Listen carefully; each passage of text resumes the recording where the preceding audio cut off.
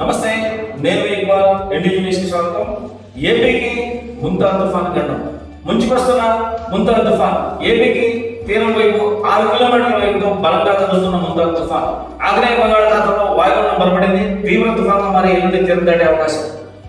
కలిగపట్నం మచిలీపట్నం మధ్య సమీపంలో కాకినాడ తీరం దాటే అవకాశం ఉంది. గంటకు 90 నుంచి 110 కిలోమీటర్ల వేగంతో తీవ్ర గాలులు వీచే అవకాశాలు ఉన్నాయి.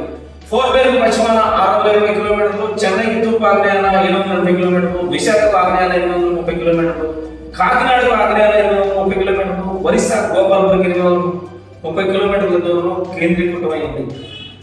తుఫాన్ ప్రభావంతో ఏపీలో రానున్న 4 రోజుల్లో భారీ వర్షాలు పడే అవకాశం ఉందని వాతావరణ శాఖ తెలిపింది. కాకినాడ, అంబేద్కర్ కోనసీమ, పశ్చిమ గోదావరి, కృష్ణా, బాపట్ల, నెల్లూరు జిల్లాలకు రెడ్ అలర్ట్ ప్రకటించింది ప్రభుత్వం. ఓడరేవులకు మొదటి ప్రమాదిక హెచ్చరికలు జారీ చేసింది.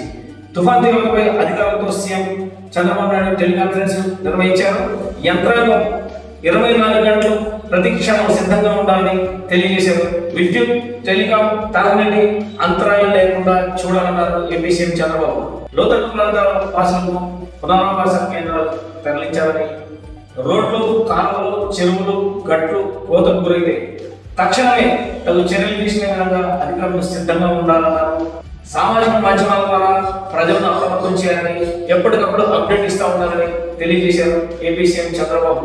అధికారుల సేవలు వెంటనే రద్దు చేసుకుని విధుల్లోకి రావాలని, లోతట్టు ప్రాంతాలు ఎక్కడైతే తీవ్రత ఉంటుందో అక్కడ ఎన్డీఆర్ఎఫ్, ఎస్డీఆర్ఎఫ్ బృందాలను తరలించడం జరిగిందని, అనుక్షణం లోతట్టు ప్రాంత ప్రజలను పునరావాస కేంద్రాలు ఏర్పాటు చేసి వాళ్ళకు అవసరమైనటువంటి సదుపాయాన్ని చూడాలని తెలియజేశారు. ఈ టెలికాన్ఫరెన్స్ లో అధికారులతో సందేశాన్ని పంపించారు ఏపీ సీఎం నారా చంద్రబాబు నాయుడు.